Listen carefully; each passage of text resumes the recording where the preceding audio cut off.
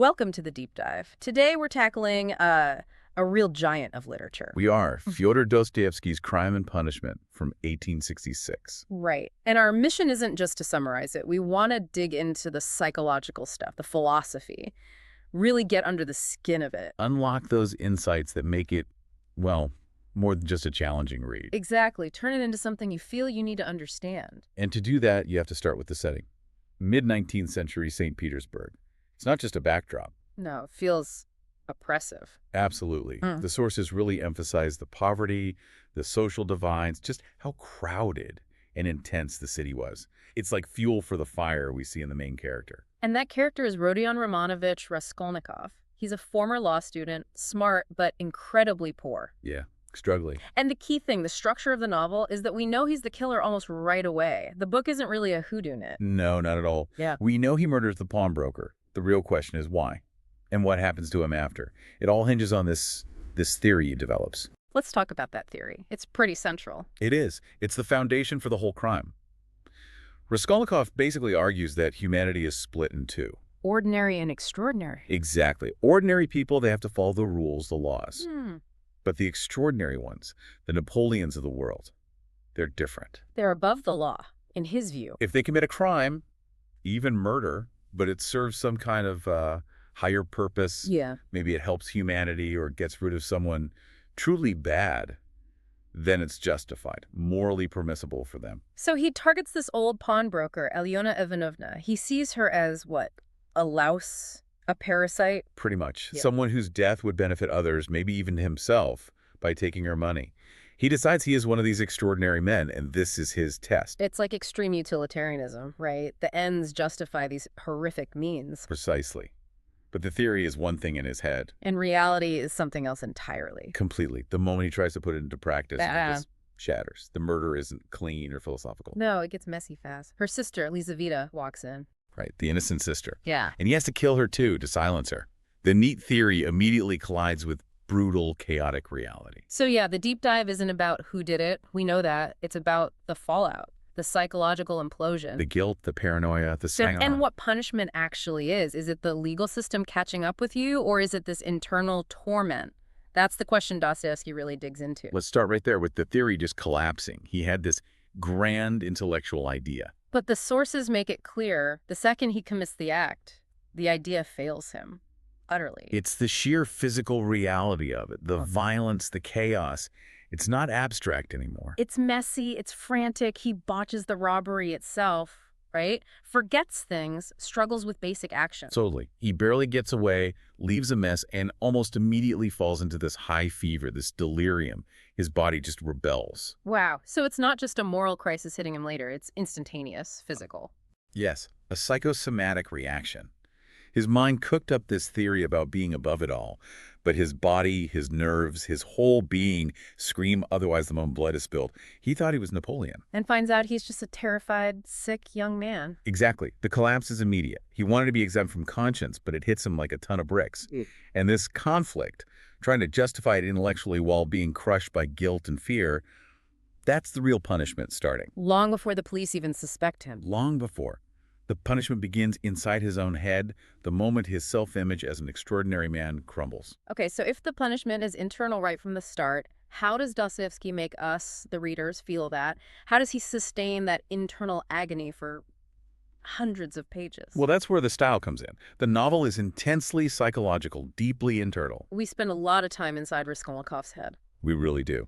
Dostoevsky forces us right into his subjective experience. We're trapped with his fevers, his obsessive thoughts, his paranoia, his delirium.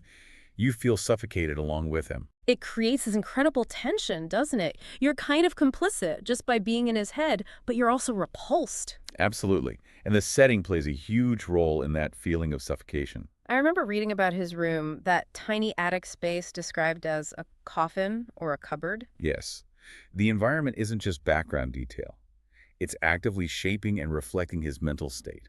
The sources really stress this. So the poverty, the cramped living, it contributes to his breakdown. Immensely. Living on the edge like that, the constant worry about money, it fuels his sense of alienation, his fragmentation, and Dostoevsky just layers it on. The descriptions of St. Petersburg. The grime, the heat in summer, the crowds, the smells, the dark stairwells, it's all oppressive. It mirrors his internal state, and you could argue even makes it worse. It's like the city itself is sick. So his inner world is a nightmare, and the external world is this claustrophobic, oppressive reality pressing in. It's relentless. It really is.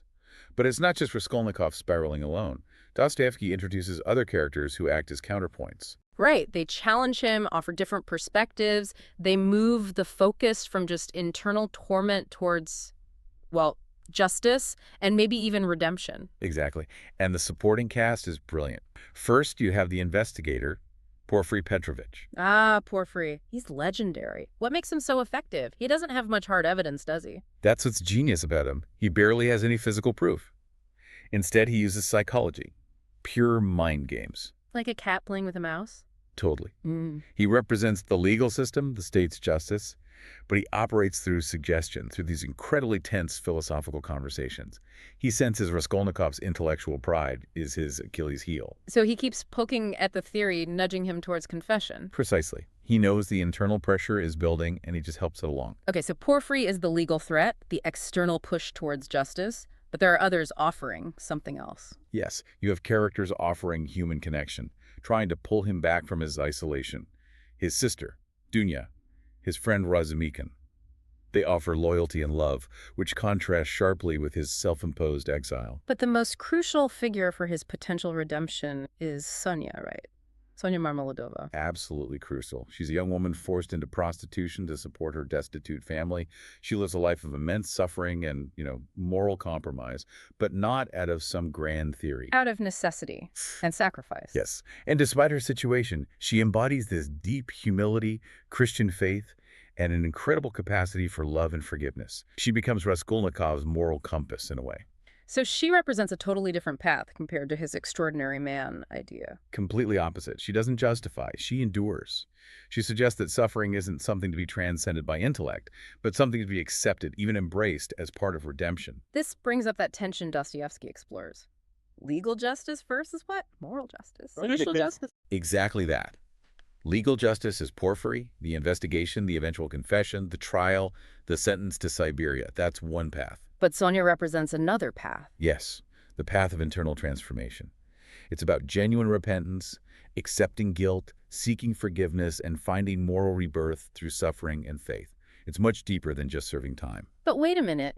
If the theory collapsed right after the murder, why does Raskolnikov resist confessing for so long? Why does he push Sonia away, argue with her, for basically hundreds of pages? Is it just fear of prison? That's such a key question. It's not just fear of the legal consequences. He's still clinging desperately to the wreckage of his theory. How so? He keeps trying to convince himself that the theory itself wasn't wrong, but that he was too weak, too ordinary to carry it out properly. He failed the test. So admitting guilt fully means admitting his theory was garbage and that he isn't extraordinary after all. Precisely. Admitting he's just a common criminal is terrifying to his tried. He has to let go of that last shred of intellectual arrogance, that belief in his own superiority, before he can truly accept Sonia's path. The delay is his final battle against his own ego. So the suffering he endures throughout the novel isn't just passive punishment, it's necessary. A crucible he has to go through. That's certainly how Dostoevsky frames it, especially with the Christian undertones. The prolonged agony is depicted as the path towards potential renewal. You can't bypass the pain with intellect. You have to go through it to have any hope of genuine change. And Sonia is the guide showing him that way. Accept suffering, confess, take responsibility. Yes, she urges him to accept suffering and redeem himself by it. Okay, let's shift focus a bit. For someone thinking about picking up this book, it has a reputation. It's long, it's dense, people call it emotionally draining. What are the payoffs? Why take this particular deep dive? Oh, the rewards are immense. Despite the challenges, its strengths are profound. First, the character study. Raskolnikov is just unforgettable. One of literature's great psychological portraits. Absolutely. He's so complex, brilliant, proud, tormented, capable of both terrible cruelty and surprising generosity. You see all his contradictions. It's like an X-ray of a particular kind of mind. And the philosophical depth. We talked about his theory, but Dostoevsky uses it to critique some really big ideas. Huge ideas gaining ground back then. Nihilism, the idea that nothing really matters, radical individualism, and that kind of cold, rational utilitarianism we mentioned. Dostoevsky throws a wrench into all that, arguing that, human conscience, morality, the soul, they can't just be calculated away. The human heart rebels against pure logic. You could put it that way. And then there's just the sheer power of the writing, the atmosphere. You really feel that St. Petersburg summer, the guilt, the paranoia? Yes, the way Dostoevsky depicts shame, fear, alienation, but also those sudden moments of hope or connection. It's incredibly vivid. It stays with you. People talk about being haunted by this book for years. Okay, but let's be balanced. No masterpiece is perfect for every reader. What are the common criticisms? What makes it tough going sometimes?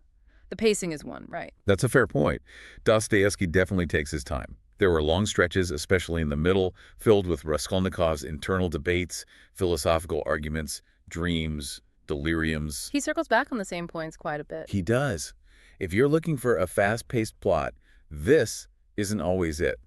The focus is squarely on the psychological and philosophical journey, which can feel repetitive or slow to some readers. And then there's the ending, the epilogue. It's pretty famous for being debated. Ah, yes, the epilogue.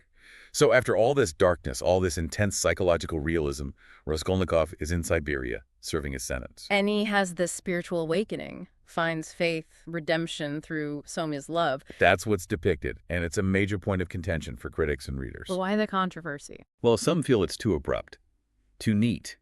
After hundreds of pages exploring his deep-seated pride and intellectual justifications, does this sudden spiritual turnaround feel earned? Or does it feel like Dostoevsky is imposing a religious solution? Yeah, I can see that. It almost feels like it comes out of left field compared to the gritty realism of the rest of it. Almost too hopeful. That's exactly the debate. Does it ring true psychologically, or is it more of a statement of faith from the author? Some find it powerful and necessary. Others find it undermines the novel's complexity. It definitely gives you something to argue about after you finish reading. For sure. It ensures the conversation about the book, about redemption and suffering, continues. So wrapping this up for you, the listener, what we've got here is a book doing many things at once. It's a thriller, a philosophical novel, a social commentary. A profound moral drama. Right. And its real power, I think, comes from that unflinching look at the human conscience, at moral ambiguity, at the justifications we create for ourselves. And it feels incredibly timeless. The issues Dostoevsky wrestled with, poverty, alienation, radical ideas born of desperation, the internal battle with guilt, they haven't gone away. Still relevant today. Acutely relevant. So, yes, it can be an exhausting read emotionally, but the payoff, intellectually and maybe even spiritually, is just immense. Yeah, walking around in Raskolnikov's head for that long forces you to look at yourself, too, your own potential for going down the wrong path, for justifying things. It's uncomfortable but valuable. It really is. Few novels dig that deep. So maybe the final thought to leave you with. It really comes down to that core conflict, doesn't it? The clash between an abstract theory, however intellectually appealing it might seem, Like Raskolnikov's extraordinary man idea. and the messy, unpredictable, often brutal reality of lived human experience. Dostoevsky shows us, maybe better than anyone, how theories crumble when they meet flesh and blood. So think about this. In our own complex world, saturated with information and ideologies, does that extraordinary man theory still exist in some form? Maybe more subtle, maybe digital. And what does this 19th century Russian novel tell us about the real, inescapable cost of crossing moral lines, even if the only judge you face